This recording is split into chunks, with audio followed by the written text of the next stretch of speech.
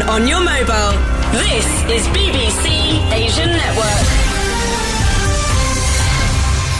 It is now 10 a.m. Good morning. Thank you to Tommy and the breakfast team. The phone-in show open for business. The question, does the Western media care less about Muslim lives? The Chapel Hill shooting of 3 Muslim students yesterday tapped into disappointment, frustration and anger and the lack of media coverage given to the news. The hashtag Muslim Lives Matter spread widely on Twitter, and it was asking why the story was not being widely reported, initially by American media, and then that spread to Western media. There have been accusations of double standards. Questions are being asked that if the perpetrator was Muslim shooting non-Muslims, would things be different? Or is the idea of media bias just a perception, and perhaps it's a victim mentality that is prevalent in the Muslim community? Are Muslims reading too much into this, being paranoid? Or does the Western media care less about Muslim lives? Text me on 81869 or email Nihal at bbc.co.uk and tell me what you think, and we'll start having a conversation after the news with Priyanka Deladia. Got something to say? Then say it. Nihal on BBC Asian Network. Priyanka, thank you very much. Excuse me. Good morning. Welcome to the phone-in show. It's 4 minutes past 10. My name is Nihal. The question, does the Western media care less about Muslim lives? 3 Muslim students were shot dead close to a university campus in the United States yesterday. A 46-year-old man, who you just heard Priyanka talk about, gave himself up to police. He was arrested and charged with their murders. But the Whitechapel shooting has sparked outrage online, with the hashtag Muslim Lives Matter trending worldwide. There is a lot of criticism that the media doesn't give equal attention to Muslim victims. Do you agree with that? Do you feel that there would possibly be more coverage of this story if it was a Muslim man shooting 3 non-Muslims? Now, this story was run on the BBC Asian Network News as soon as we could get it confirmed. But overall, do you feel the media could have done a better job? Or is the idea of media bias just a paranoid perception, a victim mentality? Perhaps the reasons were just practical.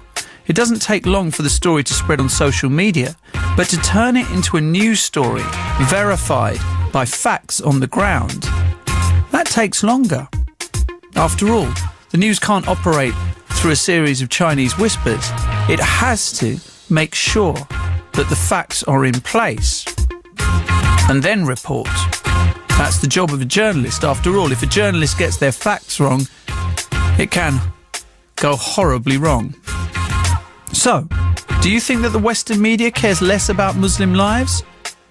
Or do you think it reports the news? It reports the biggest stories? The murder of the cartoonist of Charlie Hebdo was a bigger story. It was more shocking. Not that these lives in America meant any less. It's just less of a story. And however cruel that sounds, that's the reality of the news. Or do you feel that if it had been a Muslim who'd killed non-Muslims, regardless of the facts, people would have speculated a lot earlier? 81869 is the text number. Email Nihal at bbc.co.uk or give me a call and tell me, does the Western media care less about Muslim lives? It's 10 minutes past 10. Good morning. You're listening to Nihal live on the BBC Asian Network. Does the media care less about Muslim lives? If a Muslim is murdered, it's not much of a news story. But if a Muslim murders, then that's a bigger story. That's more newsworthy. That fuels Islamophobia. That makes for a better, agenda, some would believe, in the media against Muslims. Or is it the case that we don't know the facts around what happened in Chapel Hill, the University of North Carolina campus, where 3 people were murdered yesterday who happened to be Muslims? The authorities initially are saying that it was over a parking dispute. The family of the victims are saying that it should be investigated as a hate crime. They're the details of the case as we know them so far. But what has annoyed many, especially on social media, was the lack of attention given to it. until much later on in the day. The BBC Asian Network, I'm quite proud to say, went with this story very early and was reporting it in our bulletins yesterday morning. Others feel that Western media organisations, especially American news channels, didn't report it at all, didn't feel that it was newsworthy enough. So, is there a bias against Muslims in the media? Do Muslim lives matter less? You tell me. Shakila got in contact with us. 08459 440 445 is the phone number. Text 81869. Tell us what you think. Shakila, good morning. Good morning, Nihal. You think that there is a bias, don't you? Yes, I strongly feel that. Very much so, yes. Why? I just see it every day. When it comes to Muslims, if they are killed in this way, there's not much. You know, like in Western media, they don't kind of do much work to highlight the real issue. Then, you know, like example, what happened in France, and I think it's. Well, what do you mean? What was the real issue about what happened in France then that was not reported? Well, in France, I think it was. To be honest, I think personally we're not going to know the real cause. It was. Well, they said it. Done that, and Muslims. They were very clear. They were avenging the Prophet. They said it. It's on video. Them shouting it, saying it. Well, then again, we don't know what the truth is, or even if they were. They regarded themselves as Muslims. Well, anyone can say that, even though Islam says, you know. But why would you? Doing these things. Why would you just say it? It's just that I don't know. There might be. I don't believe in. You know that there's a lot of conspiracy theories, and you know. So I don't. But can you not accept people who do bad things can be Muslim? You don't accept that? Just in the same way people who do bad things can be Christians or Buddhists, or what? Why should Muslims? The Islam the right way, you know. Islam does not teach us to. I don't think they're following. If they're saying they are Muslims, you know, and they're doing these things, you know, they're not doing. Well, a certain branch of Islam tells them that they can do these things, and they find Islamic. I don't think so. They find Islamic justification in it. No, I don't think so. That can be any religious can take the words into context and say my religion said this and you know said that, but you know the real teaching of Islam is not this at all. No, but of course, but that's a different issue. What the issue today is about the Western media caring less about Muslim lives, and yet on the Western media every day you see stories about what Muslims have done to each other, for instance, in Syria and in Iraq. There's no lack of reporting on that, is there? No. So clearly the Western media does report when Muslims are dying. It doesn't the way it should, to be honest. It does report like, okay, you know what happens in Syria, that's another issue. Today we're talking about what happened in America. You know, I have seen a video of sister of one of the men that died, and she clearly said it's more to it than a parking space. Yes, she has, but the fact is that is her opinion.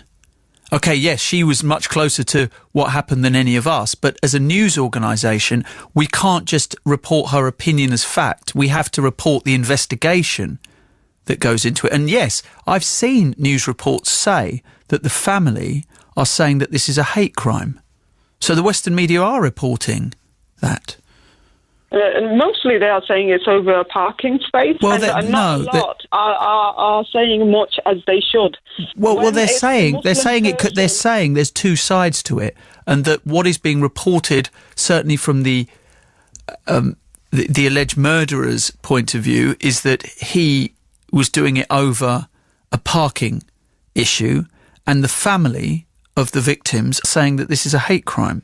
And that has been reported. I've read it. I haven't made that up.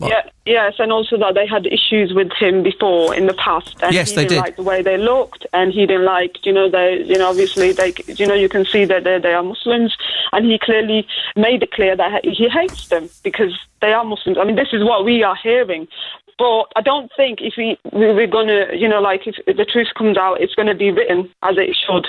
by the Western media anyway. Okay. Shakila, stay with us. Charlie Wolf is American broadcaster and political commentator. Charlie, as always, welcome to the show. Thank you, Nihal. Charlie, what do you make of what Shakila has just said about media bias in the West and how they report Muslim stories? I don't think that she's totally got it correct with respect. First off, I mean, it's a horrible crime. I'm just looking at the picture of the family here on the BBC News site. And, a beautiful young couple and the spouse's sister there. I mean, what a tragic loss. I think they were studying dentistry. One thing people have to remember is news, just like anything else, essentially works on a market base. In the free market, some stories are more important than other stories, and not necessarily for rational reasons. It's a supply and demand issue. And as I look at this story, and trying to look at it as a news editor would, at present, there is no proof that it was a hate crime.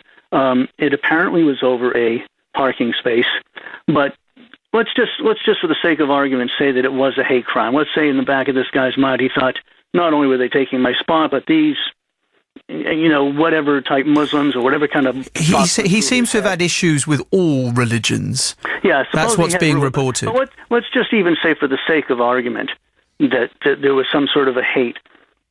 What makes the other stories bigger, and why this one maybe wouldn't play, is there's no conspiracy, or there's no... bunch of atheists. This guy was an atheist and a secularist, according to his website. I don't see atheists around the United States saying, let's all gather around and get the Muslims. The reason why, for instance, the France shootings became an international story is that was an act of terror. And there is right now, unfortunately... Aren't all murders acts of terror? No. I mean, there are criminal murders, and there are some that are based on terror. The people, for instance, and here's another news story that's very big in the States right now, which you may have covered. President Obama, when he was speaking about France and the shootings, mentioned some folks in a deli. Well, it wasn't. It was people in a kosher deli, and the people that were the jihadists that went in there, or the jihadists that went in there, specifically picked that because obviously it was a hate crime of wanting to kill Jews. And that's part of a wider thing that's going on in the world right now. But Charlie, the argument is, from people on social media certainly, that if this was a Muslim who had killed 3 non-Muslims, the speculation would have been rife. News channels would have been very quick to jump on it in America and around the world, as they were with Charlie Hebdo. This happened, minutes after reports started coming in. News organisations around the world were reporting it as it unfolded. Yeah. With this, we didn't hear anything. We didn't hear a peep. Well, again, you have to look at the environment. In the Charlie Hebdo case, we knew pretty quickly that yes, they went in shouting Allahu Akbar. We knew that Charlie Hebdo was a magazine that had satirized the prophet. We knew the next day that it was a Jewish deli. And again, this is part of the age. But we knew these were 3, especially the women who were very, very obviously Muslim women. We knew that there is a climate in America. There are people talking about only a couple of weeks ago that the climate had changed post American Sniper, the movie coming out, and that they were worried about that. So we knew that there were elements pointing towards this. But, I mean, look, Charlie, stay with us for a second. I just want to bring Qasim Rashid in, author of The Wrong Kind of Muslim, who's a guest of mine and in the States. So, Qasim, very good morning to you. Thank you for joining us. It must be very early in the morning for you. It's about 5 a.m., but I'm glad to be here. Thank you for having me this morning. So, Qasim, you've heard Charlie Wolf, the American broadcaster and political commentator, say that these are very different cases. Charlie Hebdo and the killings of these 3 young people, these students in Chapel Hill, they're different. They have to be treated differently. Yeah, it may have been a Freudian slip, but the very first thing he said was the most honest thing he said, that different stories matter differently. And right now, stories about Muslims being killed simply don't matter the same way. And this isn't my opinion speaking. This is statistics. A great report came out from the Journal of Communication just last December, where they surveyed breaking news reports, and they found out that in the United States, though Muslims represent only 6% of domestic terror attacks or suspects, I should say, 81% of the time in the news reports they're identifiable as Muslim. That's a vast disparity. But what we find here is that media has realized that this is a business. It's capital. It can gain clicks. It can gain attention. It can gain viewership. And so they'll find ways to sensationalize the issue. I'm frankly shocked and offended that we're even having a conversation about a parking lot dispute. You know, we look at things like the atrocity of Charlie Hebdo, and immediately people blame Islam. Critics, I should say. There's no talk of whether the Iraq war that killed 1 million innocent civilians could have upset Muslims, not that that would have justified the attack in any way. There's no talk whether the Abu Ghraib torture or the CIA torture could have upset Muslims. But Qasim, just to interrupt you for a second, there is no evidence to say that this man said, I'm doing this for atheism when he killed it, whereas with Charlie Hebdo, as was pointed out by Charlie Wolf, that these men shouted Allahu Akbar. They said they're avenging the Prophet. Therefore, clearly you have a distinction that one group of people are saying that this is a religious action or based on religious ethos, whereas this other guy, it's much more vague. And as a news organisation, don't you have, as a journalist, a responsibility to find out as many of the facts as possible before you report on it? Right, you have an equal responsibility. I mean, the New York Times reported that the Charlie Hebdo attackers, those terrorists, were in fact radicalized by grievances of the Iraq war, and that was a buried headline.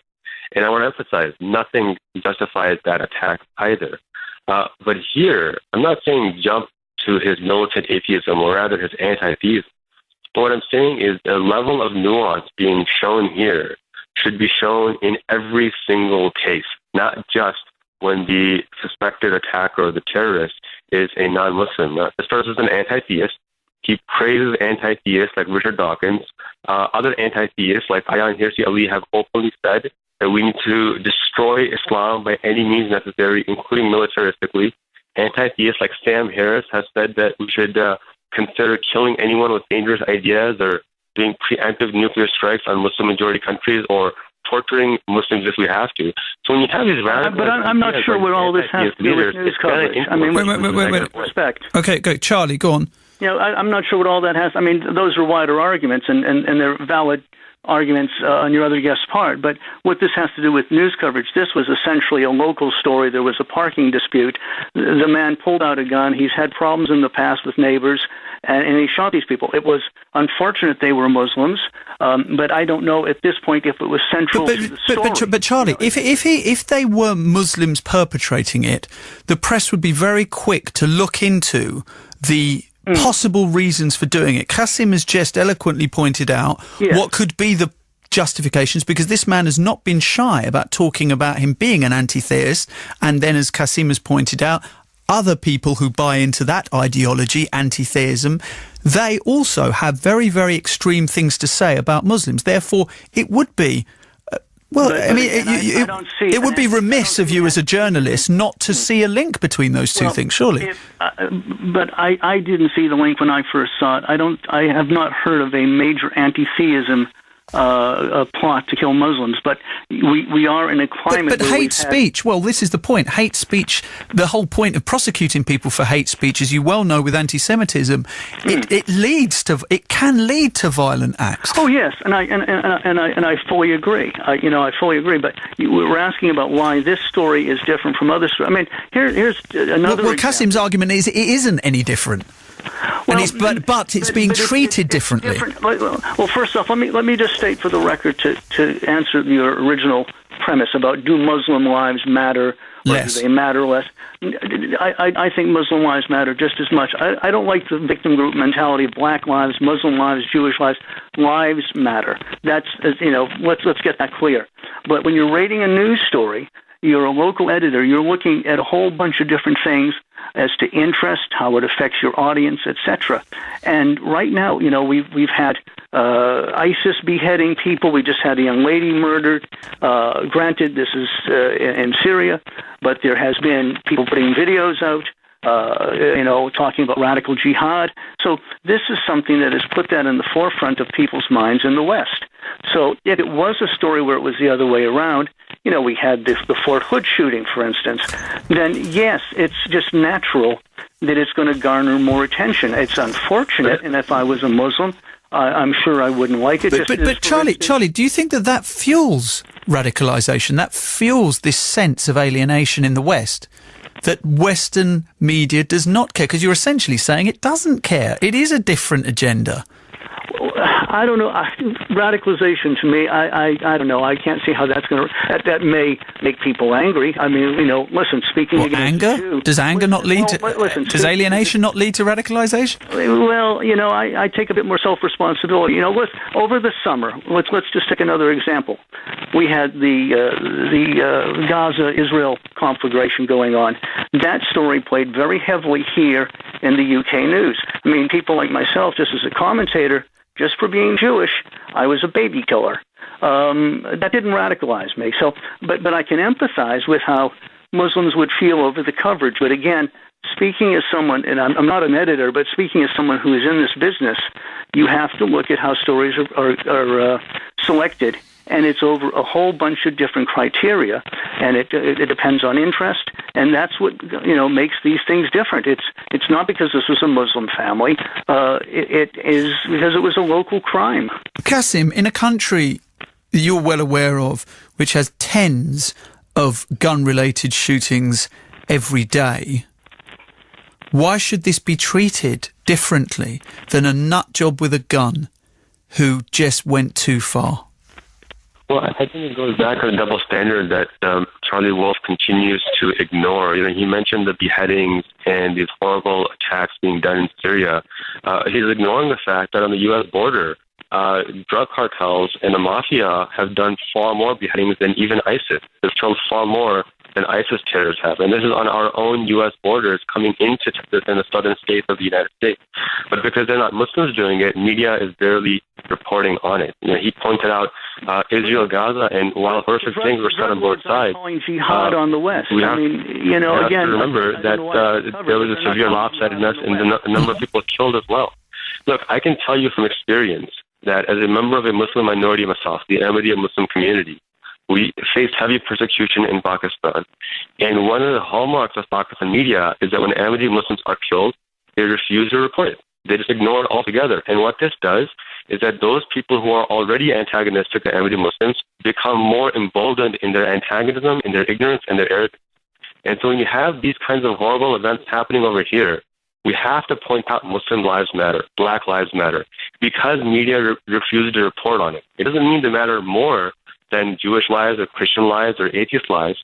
But when you have an entire media infrastructure that refuses to recognize the equality of Muslims or Blacks or any disenfranchised minority, you have to point that out, because if you don't, then you're going to have no counter-argument. But the media was... Wait a minute. The media extensively reported Trayvon Martin and Eric Garner. I mean, it didn't ignore the issues around either of those individuals. Charlie? You can find Qasim? There's no doubt about that. But, I'll give you a classic example. Even right now, Black Americans comprise 13% of the population, but they're 40% of the incarceration rate. Muslim Americans comprise 2% of the workforce, but 25% of workplace religious discrimination complaints come from Muslim Americans. So there's no doubt you can find anecdotal data, and it's important to have data like Trayvon Martin, like Michael Brown, because those are examples of the message getting out there. But for every one Trayvon Martin that's reported, there's 1,000 that aren't, and that's the problem. But there's the rub. I mean, with respect, Trayvon Martin and Michael Brown were used because it was pushing an agenda. And when people like myself said, wait a minute, here we're at least in the case of Michael Brown, where they had convicted the cop before there was an investigation, we now find out that he acted properly. The DOJ, headed by Eric Holder, is not bringing charges against him. But there were people like me saying, why is this case garnering all this attention? Meanwhile, black kids are shooting other black kids in Chicago and New York, etc., and it doesn't get a notice. So, there is some bias in the news, but a lot of time it's because there's an agenda, and the agenda is to try and knock down an institution like the police. Okay, all right. I mean, but, to be fair, Kasim, you brought it in, this issue that black lives matter less and Muslim lives matter less. No, I was objecting to that. Yeah, go ahead. Okay. Kasim, Charlie, thank you very much indeed for joining us. It's 31 minutes past 10. I'd like to know your opinions on this. I've got Anil in Pinner, I've got Jay in London on the line. I want you to join in this conversation. Lots of people texting in. Abu has said, Nihal, if a Muslim killed 3 white students, the whole of the Western world would be going on a solidarity march hand in hand with leaders of the states. Sadly, a Muslim life is not worth the same. Safi in Nottingham said, whether it's Muslim lives or not, 3 humans have been shot. It does not matter if it's over a parking space or a hate crime. A serious crime has been committed, so why is it not being reported full stop? Well, it is, once all the facts have been collected. If a Muslim had shot 3 people over a parking space, I reckon it would have been reported every single channel immediately. Junaid said, if it's about speeding Islamophobia, it gets aired more and always a headline. Zain Ali on Twitter said, ask your bosses, didn't see the BBC cover the killings like the way it would if it was the other way round.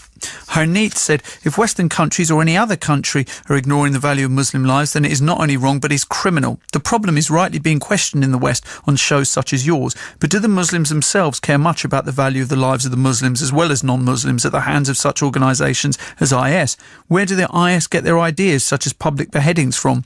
If the answer is Saudi Arabia and the other Muslim states, then it obviously begs the question, what is the difference between IS, Saudi and the rest? Tariq is in Milton Keynes as well. He's just called in. Please join us. 08459 440 445 is the phone number. I would like to know if you think that the Western media cares less about Muslim lives, or do you think it's about the news agenda? And that's what it's about. And the fact is that an attack like the Charlie Hebdo attack is more newsworthy, however cruel that sounds. After all, there are thousands of people, tens of thousands of people murdered in gun-related crimes across America every year. Not every one of them makes the news. Now, there may be Jews, Christians, Buddhists, Hindus, Sikhs, Muslims, all involved in that, the victims of it. But some of them, they're not hate crimes. Everything can't be reported. Or do you think there is a media bias against Muslims in the Western media, and that we care less in the Western media, and I'm of course a part of the Western media, care less about Muslim lives? 08459 440 445 is the phone number. Anil in Pinner, Jay in London, Tariq in Milton Keynes, all going to come on and speak to you. Why don't you join our conversation? You can sit there, listen to the radio, absolutely fine. But if you've got something to say, pick up the phone, give us a call. 38 minutes past 10. Good morning. Welcome to the phone-in show on the BBC Asian Network. Does the Western media care less about Muslim lives? That's the question I've got for you this morning. Is that paranoia? Is that a victim mentality? Or is there some truth to that? Because essentially that was what was trending on Twitter yesterday. The hashtag Muslim Lives Matter. Well, let's speak now to the Guardian journalist Shiv Malik. After that, Anil in Pinner, Jay in London, Tariq in Milton Keynes. Shiv, good morning. Good morning. Do Muslim lives matter less to the Western media? No. I think we're looking at this also through the wrong prism, which is a kind of a moral prism. And you have to look at it through the prism of news values.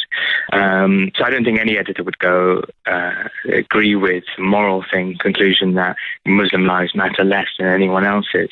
But they would say, actually, look, it does matter about the circumstances, about how people were killed, where they were killed, what happened, if we're obviously talking about people being killed. Because that does inform what we do with it as a news organisation. But if you make a decision... Wait a minute, Shiv, sorry to interrupt you, my friend. But if you make a decision to say, wow, a Muslim has killed 3 students, not a human being has killed 3 students, not someone with a gun, but a Muslim has killed 3 students, and we're going to report on that.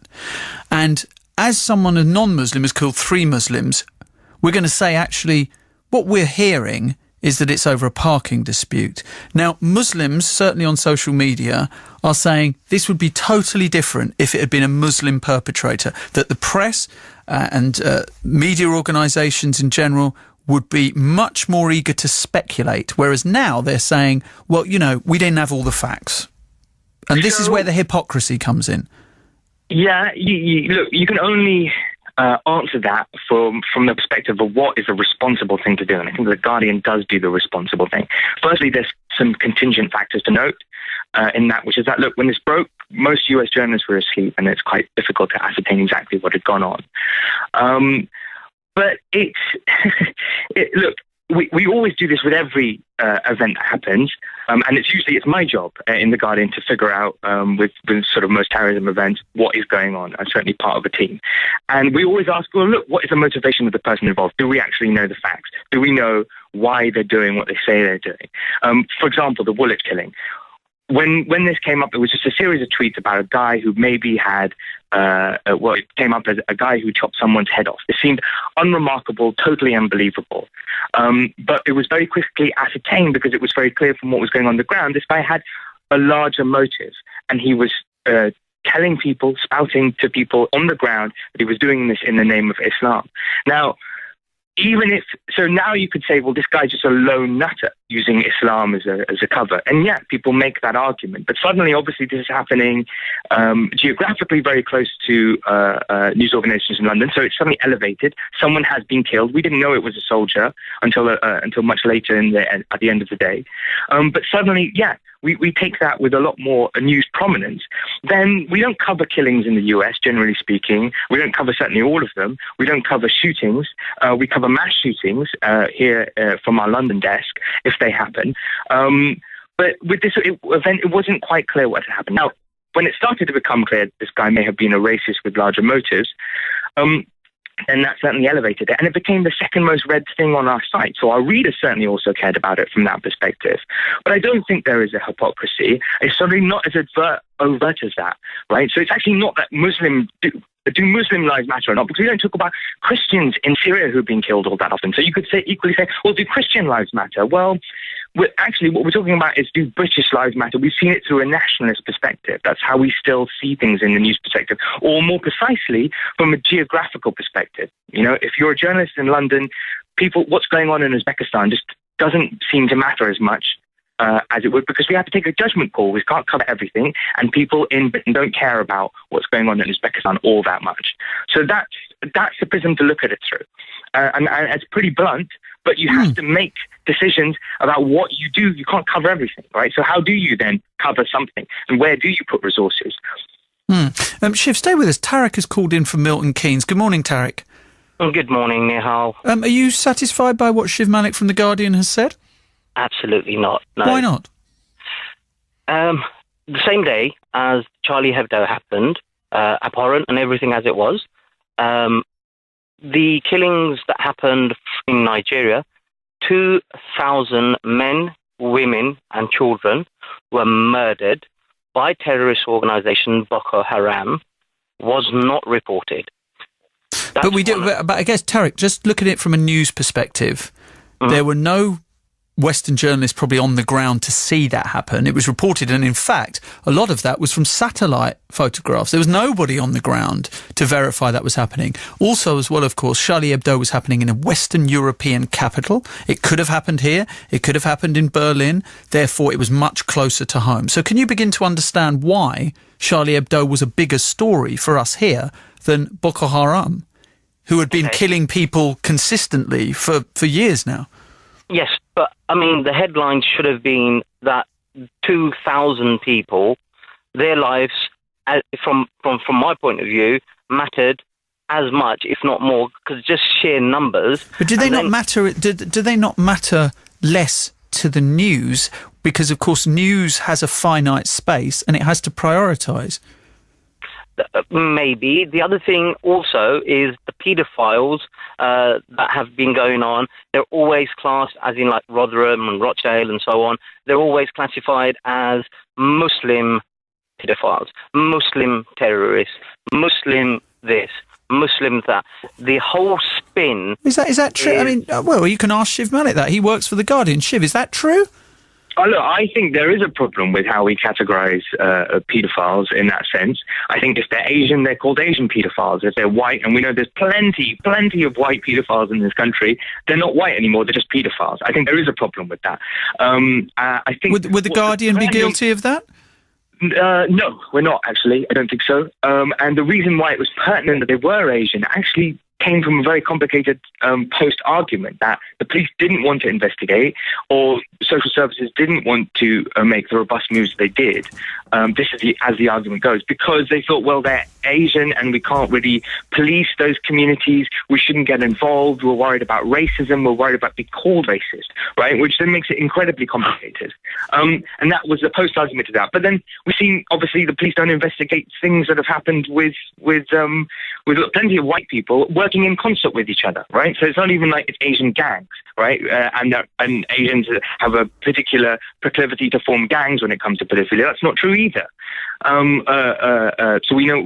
So I agree with there's a problem with that. Now, here's the other point about terrorism. Why it makes it is because look, we know there's groups of people, right, who act together and have been acting together to implement some kind of ideology, and give backing to these lone wolves, if you want, or even explicit support and guidance.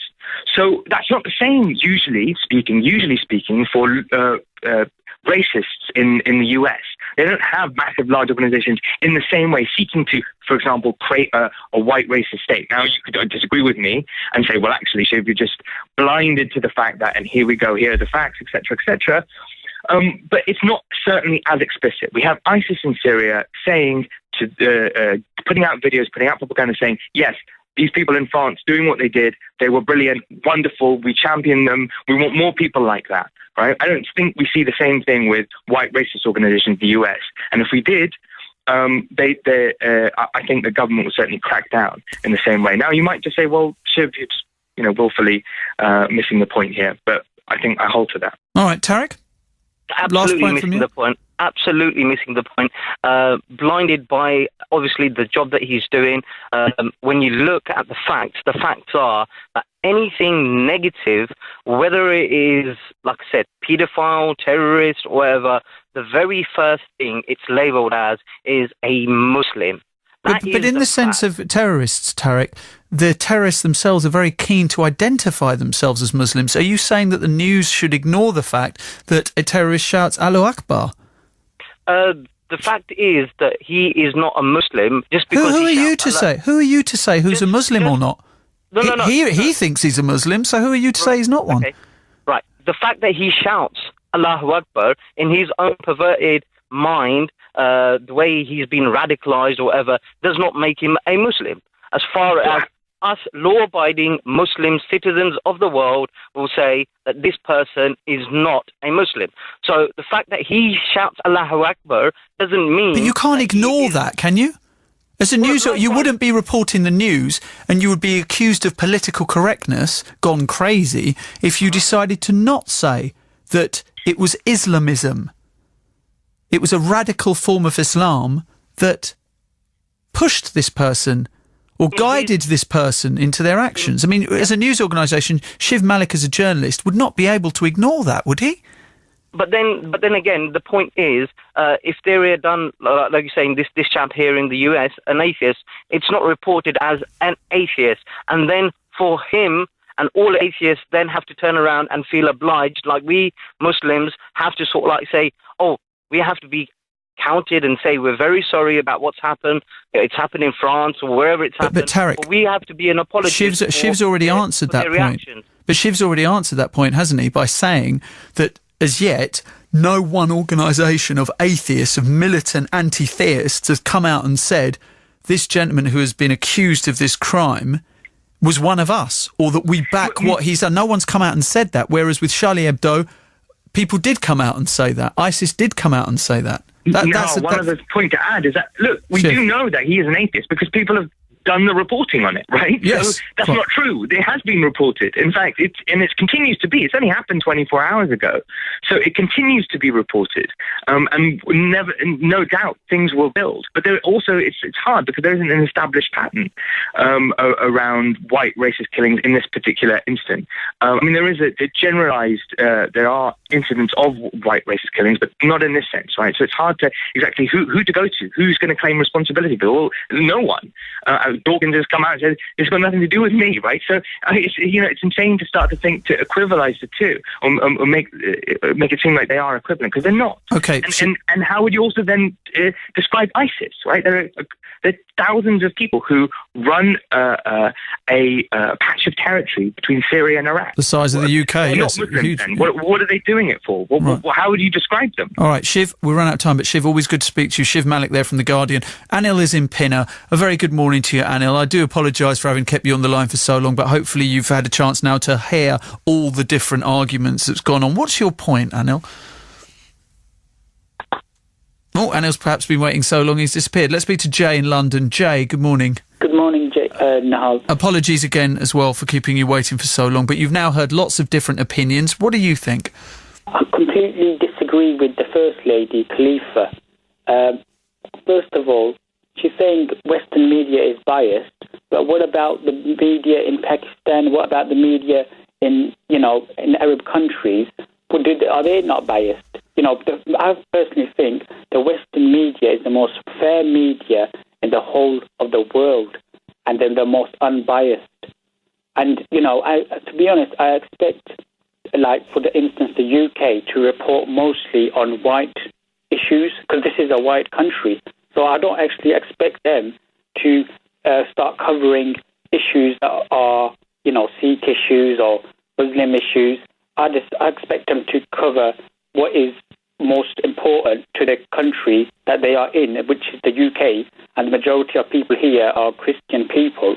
So I completely respect the Western media. All right, Jay, stay with us. Asif disagrees with you. Asif is in Newcastle. Good morning, Asif. How you doing, Nihal? You all right? I'm good, mate. Jay regards Western media as the most balanced in the world. That's probably what RT think in Russia. Yeah. Or Press TV in Iran, yes. Yeah, Press TV in Iran. They all probably think that they're a fair representation of what goes on. But we're not in Russia and we're not in Iran. We're in the UK. And do you think the Western media is biased against Muslims here in the UK? Bias is quite... I don't think it's... Do you think Muslim lives matter less? I mean, that's my top question. Yeah, they do. They're not reported. It's like the emphasis. I mean... I can probably speak. Well, I'm not going to speak on behalf of all the Muslims that are in the world. No, that would be difficult. What I would say is, as soon as something happens on the news, we all sit there, as Muslims, and our first thought is with the families and stuff, and secondly, it's like a hope it's not Muslims, because we know if it is a Muslim, it'll be in the press, it'll be highlighted for weeks on weeks. And then as soon as these crimes happen, I mean, there's been crimes that have happened in the past where the blame has been put on Muslims to later be found out that they're not Muslims, and then we never hear about them ever again. Well, originally when the Anders Breivik thing happened in Norway, there was speculation, is it a Muslim crime? Is it Islamic terrorism? And then, of course... We were there thinking, is it a Muslim? And then it wasn't a Muslim. It was kind of... And then what we do is we focus on Islam, but we don't focus on other issues. Could this individual have mental issues? Did they need help? Was this spotted? And it's the focus and emphasis is put on the fact that they are Muslims, and that's where the problem arises from. And as soon as this thing's happened in the US, my first, as soon as I saw it, I put it on Facebook and I said, let's see what the reaction in the media is going to be. And literally, there hasn't been a reaction in the media. Sorry, can I just say something? Go on, Jay. I think, Muslims who are complaining that this doesn't come in the news. In the news, everything is mostly about Muslims, and we're actually already discussing a Muslim issue just right on this BBC Asian network. So there's no shortage of Muslim stories out there. But this is the BBC Asian network, and of course we would discuss issues like this because we understand who our audience are, and we understand that our audience want to talk about these different issues. Go on, Asif. And how, sorry, we live in a multicultural society. We don't live in a white country anymore. We live in a multicultural society. Britain isn't predominantly Christian. I mean, all of us are here. It is predominantly Christian. Well, sorry, it is. Yeah, it is. Sorry, but it's we're all here. I mean, to go we have to expect to be treated like second-class citizens almost is not. That doesn't even cross my mind. I was born here. I'm a resident. My daughters are born here. like, to be treated like, oh, you're not as important as us because we're the majority is just not right. Otherwise, like, do you feel that's the case? I mean, that's a fascinating way of condensing the thought process into saying we just matter less. Do you feel that? Because of course you've got kids here, so do you feel that they're going to be brought up to believe that their lives are less important? Now, when I grew up, right, my dad and all them, they used to go like, you know, save up for a rainy day because eventually they might kick us out, right? And we used to laugh and think, you know, that's never going to happen. I'm born here, like you know, I'm a Geordie, and then we sit there now, and honestly, like, I worry for my kids, and I think, like, sometimes I feel as though there is an actual chance. We do feel like sometimes like second-class citizens. That's fascinating. Save up, because one day they might kick us out. That's what they used to say. They used to go like, we need to invest back home and buy houses and stuff. And we've always just laughed it off and said, like, it's never going to happen. But, I mean, with the rise of the far right, and I mean, all this stuff fuels the far right. All right, can you just wait there a minute, Asif, because I want to bring Anil in, who hopefully we've got on the line now. Anil, my apologies again for keeping you waiting for so long. My apologies. What would you like to say? I would say that Britain is several cuts above America as far as reportage is concerned. America is always je suis America. We're exceptional, we're special, we have local agendas, our crime news is important, we celebrate ourselves. Muslims as a group, ever since 9/11, have been wearing a scarlet letter. That's a statement of fact. And however much Asif doesn't like it or resents it, that is the truth. Now, he either accepts it and recognizes the fact that he comes from a country which was basically a subject country. He has found a niche here, but he expects that niche to be comfortable and without rough edges. I'm sorry. It isn't on and is never going to be on. So America there's no word for impartial. They have bipartisan. You have Fox News as the leading news purveyor, for God's sake. Where can you go from there? So there's not much to be said for America. It basically covers stuff for local consumption, plays it to the gallery. Its politicians, its judges, its policemen are elected. And it is a little bit of Tammany Hall magnified. People don't recognize this, don't accept it. They are our cousins and they're a superior breed and all the rest of it. Fine. Go ahead. Think what you please. But their reportage is always slanted, always to the local thing. So I'm sorry, there it is. That's the way it is. They've never properly reported. They don't distinguish the Sikh from the Muslim. Okay, Anil, thank you very much. Let's speak to Ali in Yorkshire. Ali, hello. Hello. How are you, my friend? Well, Nihal, I'm fine, but, the subject, what you chose is very much lightning subject. Mm-hmm. And the people who were killed in America, these are 2 girls and 1 boy has been killed by next door neighbor. Mm-hmm. It hasn't been reported properly in the media in UK, and also has not been properly reported in America as well. If he's a Muslim, kill someone, name of the Muslim you can say, well, he's the Muslim and he's eradicated and this and that. If he kills 3 people, then all world, the news costers will be, every 5 minutes, 10 minutes, Muslim has been killed, 3 Jews or 3 English people or 3 American or 4 this and 4 that, you see. So actually this media is not working for the Muslim at all. Okay, they Ali, have their own agenda. Right, Ali, thank you very much indeed for sharing that with us. What a very interesting first hour. Are Muslims treated differently? Do Muslim lives matter less when it comes to the reporting in the Western media? Rashida got in contact with us. After that, we'll speak to Fahad and Zahra. Rashida, good afternoon.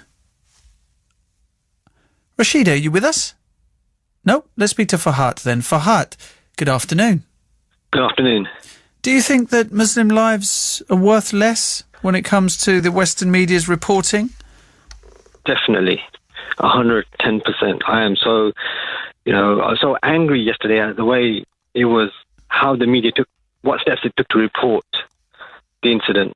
and how, because as soon as I heard it, I went straight back home and I basically switched on my computer and I put CNN, Sky, BBC, all the main channels to see what they were doing, and none of them actually reported in a correct manner. All they did was have a bulletin at the bottom, and that was it. And I waited like half an hour to 45 minutes on each station on both screens to see what was happening, and no one actually reported in a proper professional manner.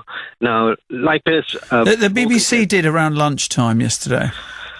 Okay, around lunchtime, but remember as well, lunchtime is the morning in America. So, sure. 5 hours or so on the East Coast, more on the West Coast.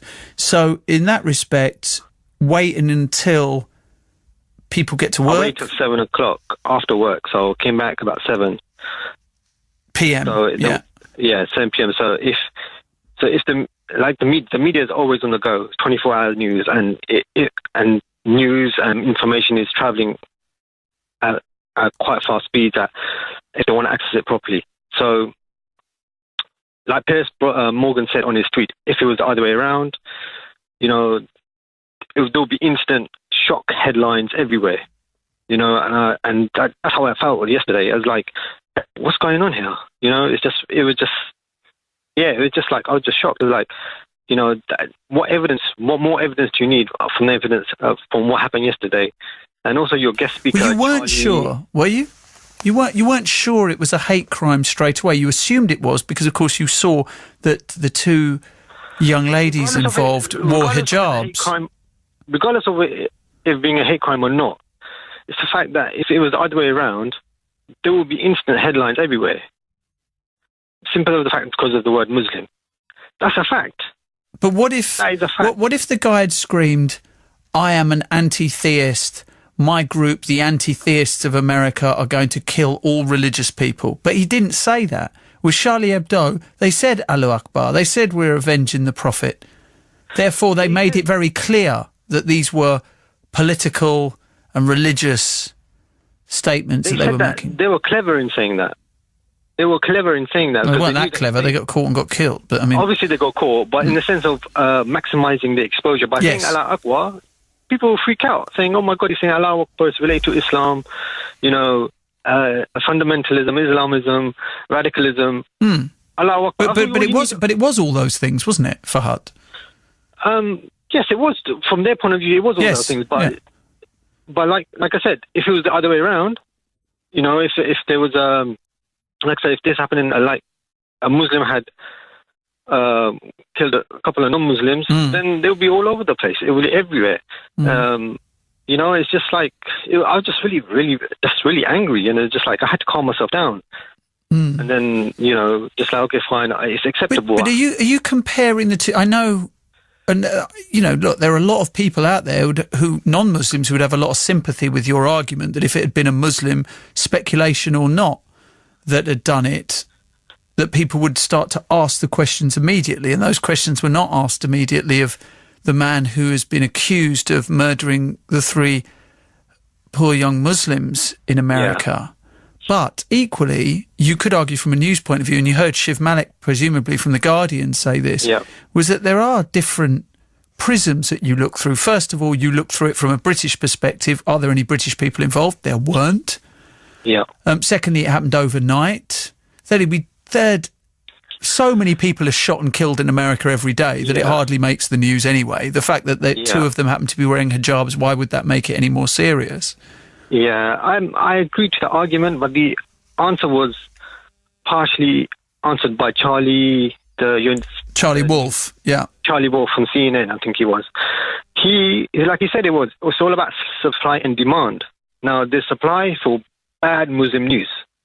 There is no, so there's a demand for bad Muslim news, but there isn't a demand for good Muslim news. So there's no demand for any good news, Fahad. When do you listen to the news and go, "Oh, that's a nice, heartwarming story"? How often do you do that? Yeah. Look, a cat got rescued from a tree. Isn't that lovely? Do you know what I mean? It's like, Although saying that, when a group of Muslims with big beards went around tidying the snow from people's driveways, that made the news. I mean, I know about that because I saw it on the news. But I didn't hear about it. You know, there was I think about last year ago, there was an EDL group confronted some people in front of a mosque, and the mosque people brought them in and they had tea with them, and they left peacefully. No one. I remember that being reported. I remember that. Okay, it's not big news. It's not big news. But then, could you argue that is a big news story? Necessarily, because I guess you can't think about it how we think about it, because even the Asian network is a bubble to a certain extent. Yeah. What you've got to think about it is, what does Steve driving around the M25 in his white van, does he care? A bunch of EDL got invited into a mosque and had some tea and coffee and cakes and went home. Does he care?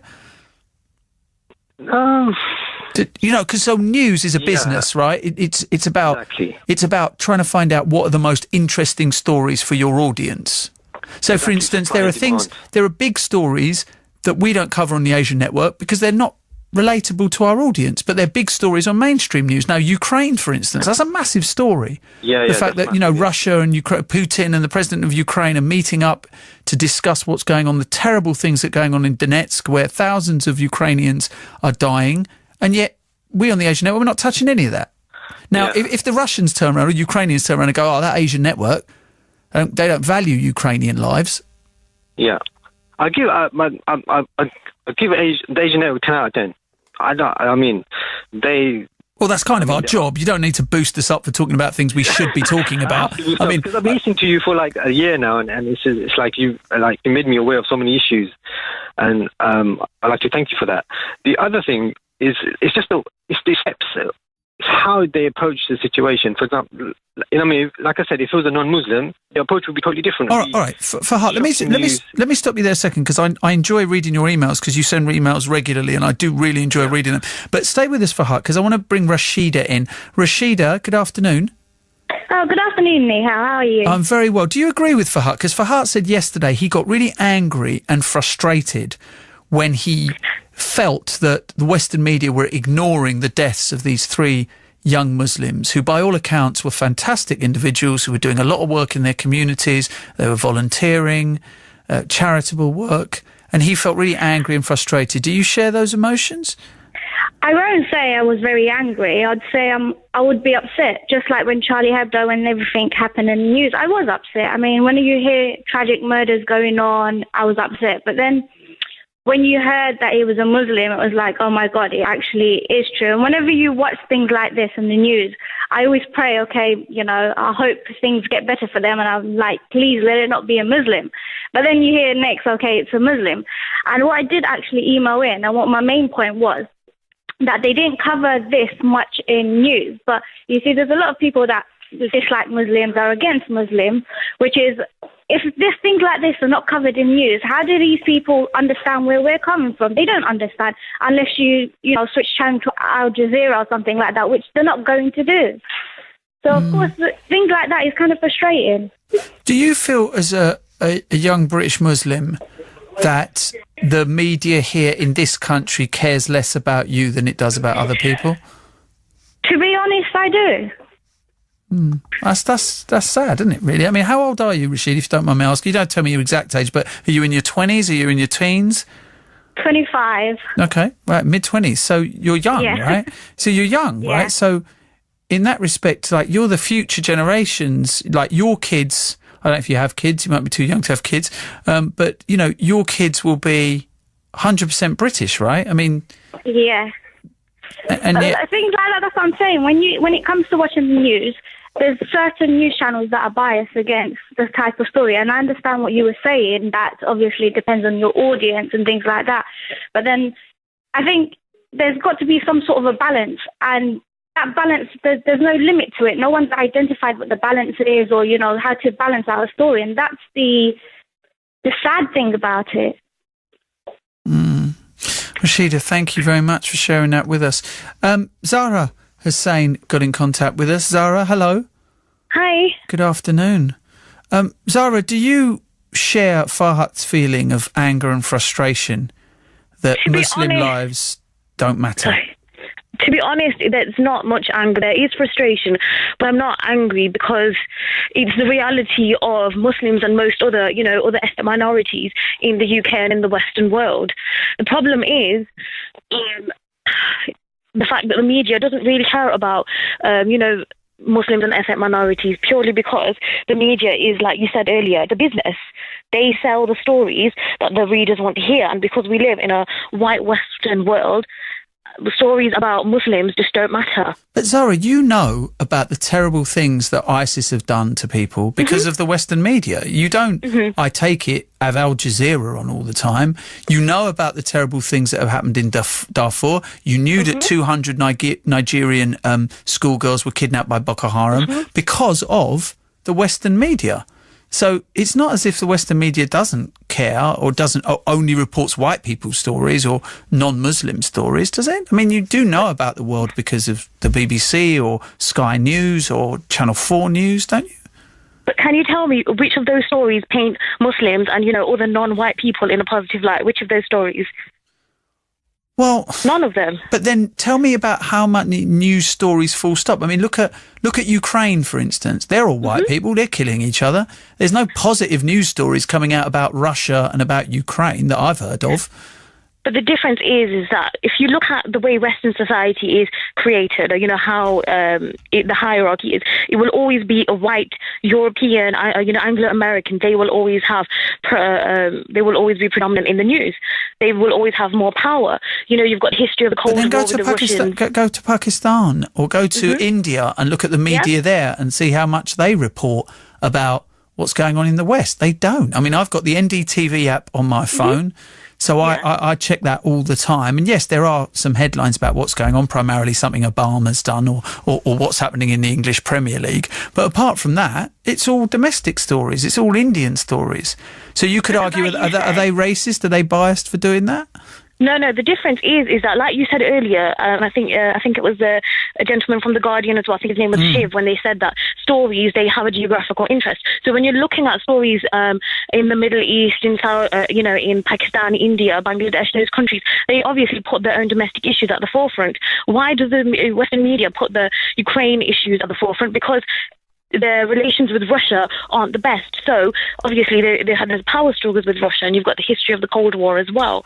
So there's always the idea that the fact that the Russians are the distant, they're the communists, they're they're evil. In the same way now that Muslims, and centuries ago and for the hundreds and hundreds of years we've had this history of anti-Semitism. Now it's Muslims as well, as long as Jews. I'm not saying anti-Semitism is over, but now it's quite the opposite. It's on the rise. Exactly. And the proof seems to be that anti-Semitism, largely the rise of it, seems to be coming from attacks from Muslims. I can't say. I don't know anything about that.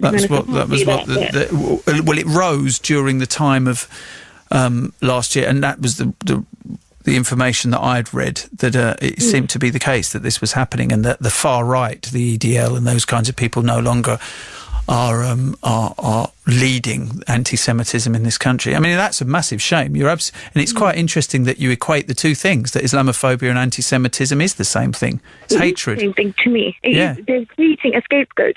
The fact is that for hundreds and hundreds of years, Jews have been considered, the worst of all creation, and it's disgusting. And now it's Muslims.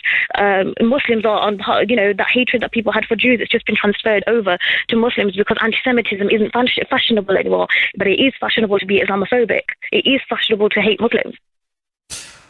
It always really kind of depresses me, this, Zara, because, of course, it means that these are the kind of things that can radicalise young people, can't they, Zara? Yeah, because if you don't feel like you're part of this country, if you feel like this country doesn't care about you, then why will you care about it?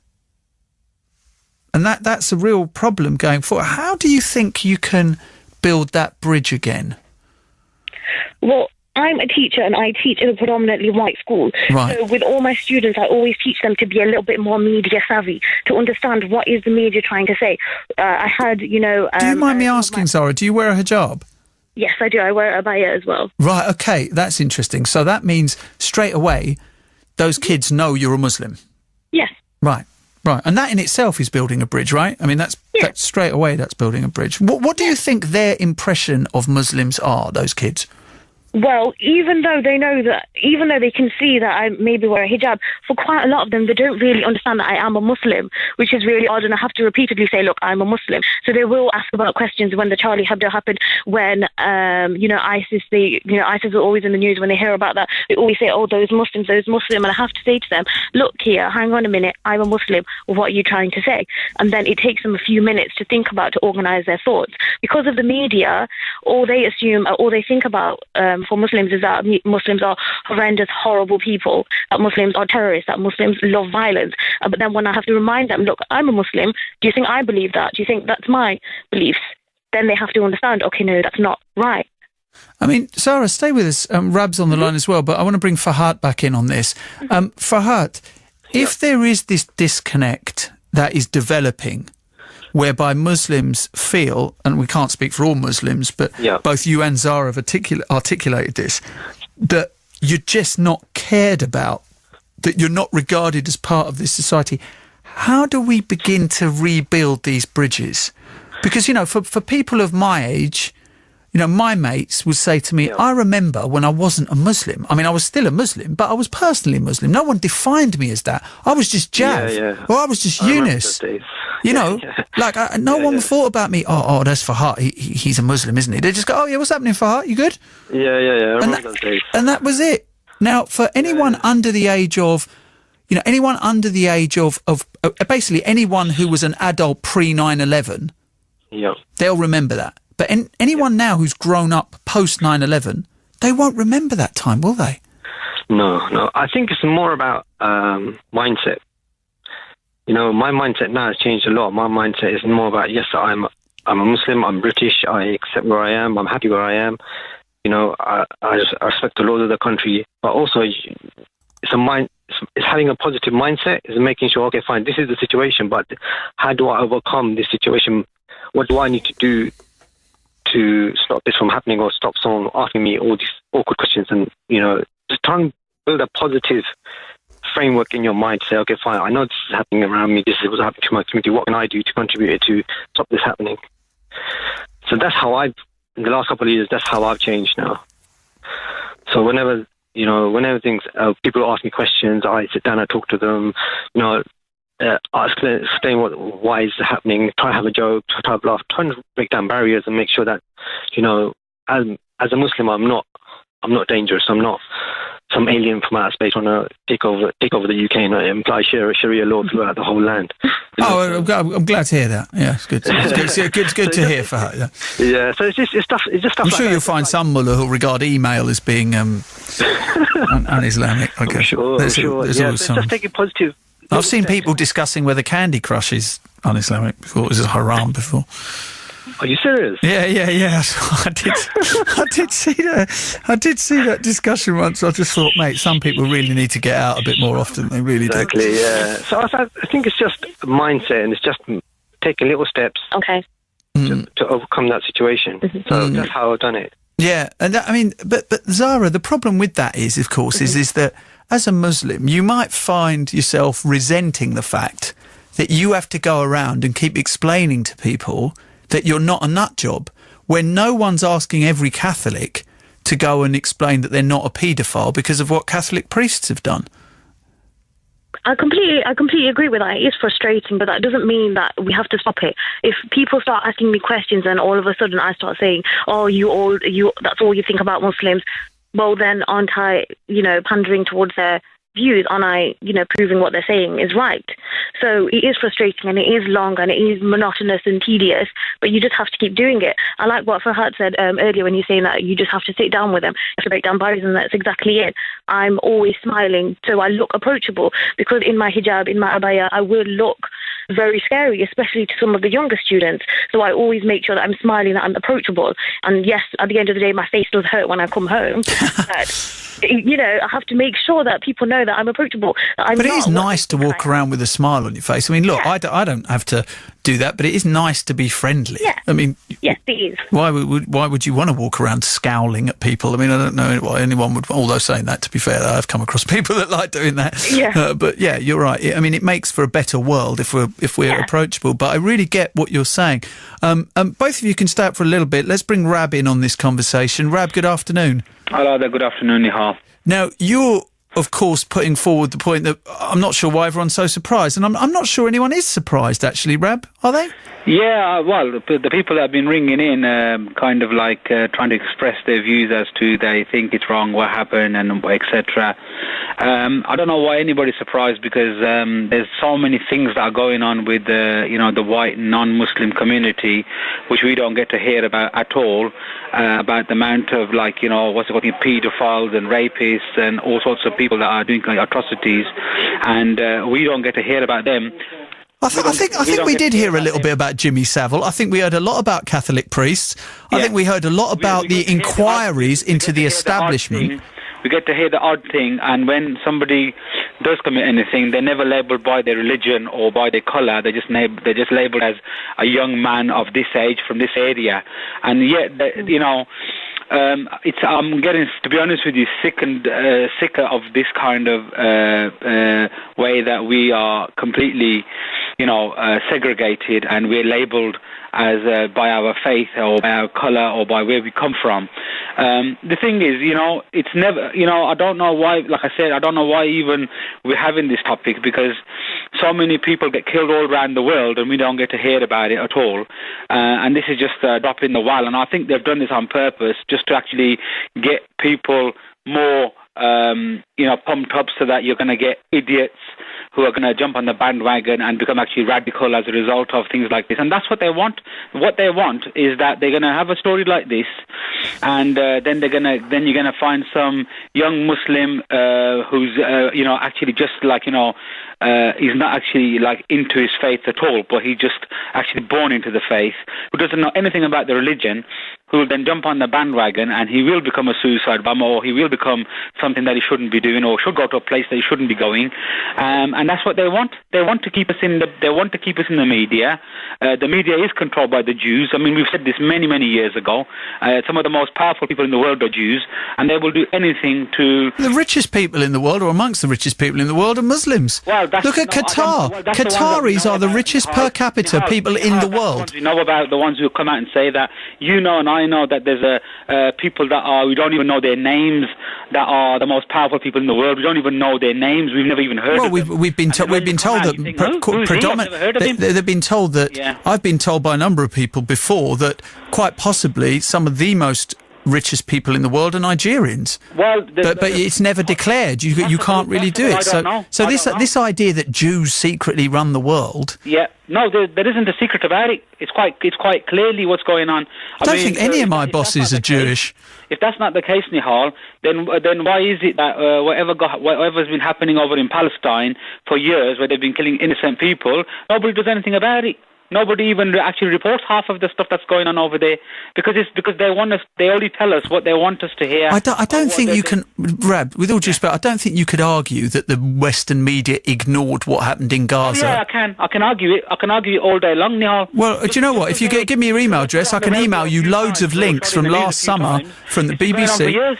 I can send you loads of news links from... I can show you loads. I can send you loads of links as well of things... What, you can send me loads of links ignoring the problems in Gaza, can you? Yeah, no, I can send you lots of links of things that have been going on which they haven't showed us. Well, there's loads of footage of actual, soldiers carrying out, going up to a woman, ripping her stomach open, pulling out an unborn baby child. Have you seen that on the news, Nihal? What, you were saying an Israeli soldier did that, did you? And I've seen it with my own eyes. Have you seen that? No, you haven't, and I don't expect you to see it, but what I'm saying is there's lots of things that go on around the world which we don't get to hear about, but the moment any Muslim even actually farts... I've never seen or heard of any of that. News that, he farted and it actually smelled like this, and he caused this nuclear explosion because he farted... to be honest with you, it's, you're doing your job. The fact that you're on the radio and that you're, there to get people talking, which is, good of you, fair enough. But I'll be honest with you. None of the whatever the media shows on the TV or on the radio, it's all. I've seen plenty of pictures on BBC News of Palestinian children hurt really, really badly. I've seen plenty of pictures of that on BBC News. Yes. So what more do you want me to see? Since what year now, Nihal? Last year I saw it. Exactly. Last year I saw it. Well, mate, I've seen it every year. Yeah, it's been going on for years. I've seen it. Yeah, I've seen it every year. But these are political decisions that's made, aren't they? You know the girl that was I think she was I think an Arab girl or a Yemeni girl that was actually here to do she was here at the university, and she was actually stabbed up by two white guys or a white guy. It was in the news for about a day, I think. And they never even afterwards. But there was no proof, because there was no proof that was actually race. Wait a minute, there was no proof that was race related, because there was a connection to another murder that had committed in exactly the same way. So that wasn't a race. That was another murder. And it was reported as such. Lots of things, Nihal. And, so none of your examples are actually... a lot of people won't ring in and speak about it, Nihal, because the moment they ring in and speak about it, I get told all the time by friends and family that, why do you ring? You need to be careful, otherwise you're going to have MI5 knocking on the door. I said, they can come and knock on my door. I've got nothing to hide. I'm only speaking the truth. I'm not saying anything about... I'm not going to become radical. I'm not going to cause anybody harm. I'm against anybody committing harm to anybody. If one Muslim was to harm a non-Muslim person, I would kick his head in first. If it was a non-Muslim person who hurt a Muslim person, I would kick his head in. Even if it was to harm an atheist, I would kick the opposite person's head in. Why? Because wrong is wrong, no matter who it is. We're not here to defend Muslims. We're not here to defend non-Muslims. We're here to defend any humanity. But Rab, the news reports on the Ebola virus, for instance. It reported on Darfur. It reports on what ISIS have been doing. It reports on the fact that part of the reason that ISIS was created was because Maliki in Iraq actually was biased against Sunnis, which helped create that. I mean, it's reported. The only reason I know all of this is because I've listened to Western media. Nihal, you're in the media yourself. Oh, yeah, but I'm watching the same news as you. Trust me, I don't get any... No, trust me, I don't. Yeah. I don't, actually. Well, okay, maybe you go and look... My head of news, Kevin Silverton, might do, but I certainly don't get exposed to any other secret stuff. What I mean, not secret. What I mean is you being involved with media. It's like me now. I'm involved with my job, so anything actually related to my job, I will get to hear about first, because I'm involved with that side. But the thing is, Nihal, like I've said many times, I've defended you many times that you don't know about. I've had arguments with people, full-blown arguments, that people think that you're, think anti-Muslim or... Yeah, don't worry, Rab, I get that a lot. And I know, you've heard it yourself, people have told you that. Yeah, but they're all idiots. People telling me that why do you even ring the BBC Asian network, because they're always talking about... If I was anti-Muslim, I would be having this conversation in the first place. You need to express to people that Muslim people are good people.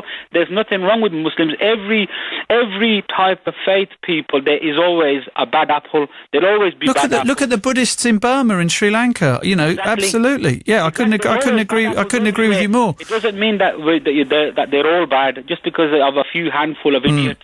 Yeah, well, look, I mean, Rab, what I want to know from you is the same thing I said to Zara and Fahad, is that how do we build bridges? Because my worry is, Rab, and this is a worry because, as I always say, and I don't wish to say this in a kind of glib way, but I have very, very close Muslim friends. Yes. And their kids are like my kids. Yes. And I worry for their kids. Because I worry for all Muslim kids and non-Muslim but we need to start building bridges. What we can't keep doing is talking about separation and talking about how much they and us. Because that language will only divide us more. And what was interesting was speaking to a teacher there who wears a hijab, who says how she conducts herself. It's not so much what we need to do, it's what we need to carry on doing, which is talking about it like the way we're doing right now. Because at the end of the day, it's funny we're having this conversation. This morning I didn't ring in because I was actually at a car dealership and I was talking to the service manager there and I wasn't able to get on the radio. And we were just having the same topic talk, right? And he was saying to me that he said that he was talking to some people that he knows in the pub the other day, and they were saying something about something they saw on TV about ISIS, and they were saying, oh, these bloody Muslims, they're at it, blah, blah, blah. And he defended Muslims even though he's a non-Muslim, he's a white Englishman. he defended Muslims. He said, hang on a minute, I know this really, really nice chap by the name of Rab. He's one of our, he comes regularly into our dealership and you've never met such a nice blah, blah, blah, blah. He was telling me himself. And then we got into a conversation over it. And I said to him, it'd be nice if people spoke the way I speak to you. And I said, I don't look at you as a white Englishman. I look at you as a human being. I look at you as a person. I said, why can't we be looked at in the same way? Okay, well, look, I'm going to have to let Rab... 5 years of my life, I've lived in this country, and I've never, ever, ever had anybody call me a name, call me the P word, or, because of the way I look, or my family, my mum and dad. Never had a problem. Rab, I'm going to have to stop you there, though, mate. Always good to speak to you. Always good to hear your voice and your opinions. Chris in Luton said, as a white British man, I found it disgusting that the Western media has seemingly not cared about Muslim deaths the same way they care about the deaths of white people. The sad truth is that the minority of those who classify themselves as extremist Muslims are fueling the rise of the far right in the UK, and I genuinely fear for my Muslim friends in the UK. Chris, thank you for that. Shazia on Facebook said, media bias. Had it been the other way round, the media would have no doubt been flashing breaking news. Harj on Facebook said, the pattern we are seeing in the media to tarnish Muslims is the same pattern the Indian government used against Sikhs before 84. Suhail said, 3 Muslims get shot dead by an atheist extremist / terrorist, and media had a silent approach. Disgusting media. Shuja said, had this man been of the Islamic faith and had murdered 3 Muslims over an alleged parking space, this would have been breaking news over most of the major networks. Samra said, Chapel Hill shooting is what happens when the United States allows movies such as American Sniper to be filmed. Pablo said, whether it was a hate crime or not, the fact is that 3 people lost their lives for something as small as parking, which is shocking. I find out about the story from Twitter, and when I looked on the BBC website, it was not on the homepage and took a while to actually find it. Lastly, Anil said, if Muslims feel that they are always discriminated against by the media and non-Muslims, then shouldn't they be asking themselves why this is so, instead of crime and Islamophobia, racism, misunderstanding and so on? Please ask your guests just how much coverage does world Muslim media give to treatment of non-Muslim minorities in the Middle East? Well, that's a very good point in itself. Right, let's move on. I want to talk about documentaries. A lot of criticism that the media doesn't give equal attention to Muslim victims. Do you agree with that? Do you feel that there would possibly be more coverage of this story if it was a Muslim man shooting 3 non-Muslims? Now, this story was run on the BBC Asian Network News as soon as we could get it confirmed. But overall, do you feel the media could have done a better job? Or is the idea of media bias just a paranoid perception? A victim mentality? Perhaps the reasons were just practical. It doesn't take long for the story to spread on social media, but to turn it into a news story, verified by facts on the ground, that takes longer. After all, the news can't operate through a series of Chinese whispers. It has to make sure that the facts are in place and then report. That's the job of a journalist. After all, if a journalist gets their facts wrong, it can go horribly wrong.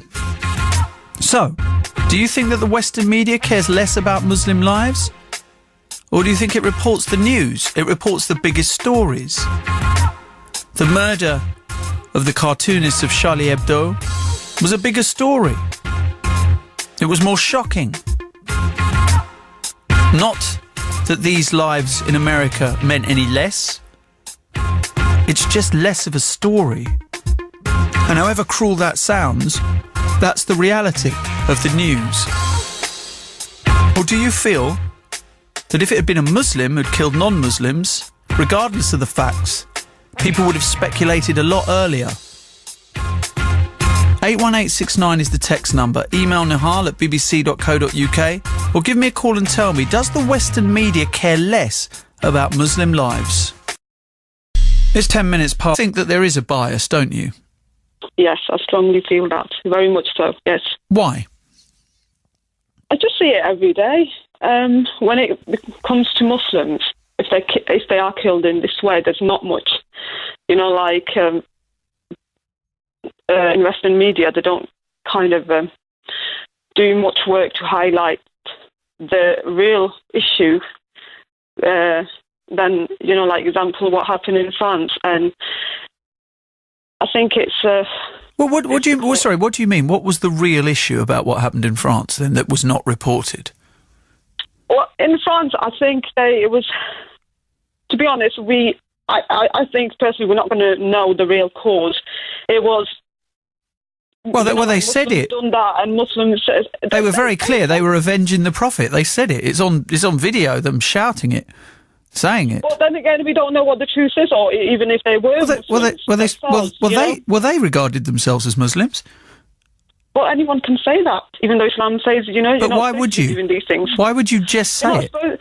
It's just that I don't know. There might be. I don't believe in. That there's a lot of conspiracy theories, and so I don't. But can you not accept people who do bad things can be Muslim? You don't accept that? Just in the same way people who do bad things can be Christians or Buddhists, or what? Why should Muslims? The Islam the right way, Islam does not teach us to. I don't think they're following. If they're saying they are Muslims, and they're doing these things, they're not doing. Well, a certain branch of Islam tells them that they can do these things, and they find Islamic. I don't think so. They find Islamic justification in it. No, I don't think so. That can be any religious can take the words into context and say my religion said this and said that, but. It's the reality. Past 10. Good morning. You're listening to Nihal live on the BBC Asian Network. Does the media care less about Muslim lives? If a Muslim is murdered, it's not much of a news story. But if a Muslim murders, then that's a bigger story. That's more newsworthy. That fuels Islamophobia. That makes for a better agenda, some would believe, in the media against Muslims. Or is it the case that we don't know the facts around what happened in Chapel Hill, the University of North Carolina campus, where 3 people were murdered yesterday who happened to be Muslims? The authorities initially are saying that it was over a parking dispute. The family of the victims are saying that it should be investigated as a hate crime. They're the details of the case as we know them so far.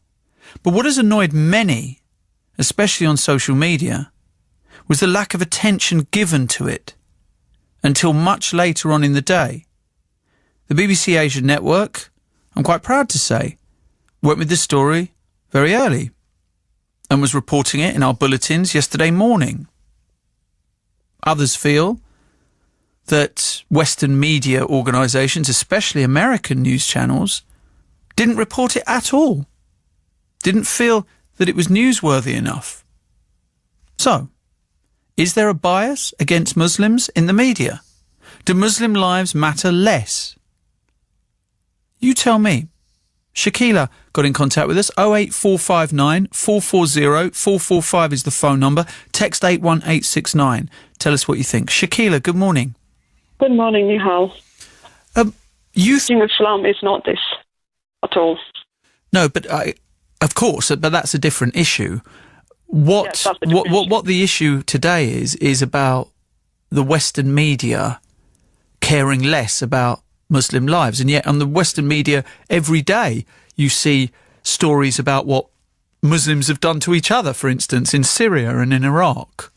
There's no lack of reporting on that, is there? No. So clearly the Western media does report when Muslims are dying. It doesn't the way it should, to be honest. It does report what happens in Syria. That's another issue. Today we're talking about what happened in America. I have seen a video of sister of one of the men that died, and she clearly said it's more to it than a parking space. Yes, she has, but the fact is that is her opinion.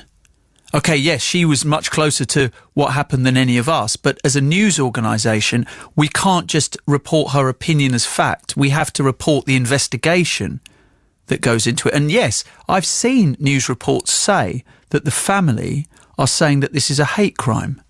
So the Western media are reporting that. Mostly they are saying it's over a parking space, and not a lot are saying much as they should.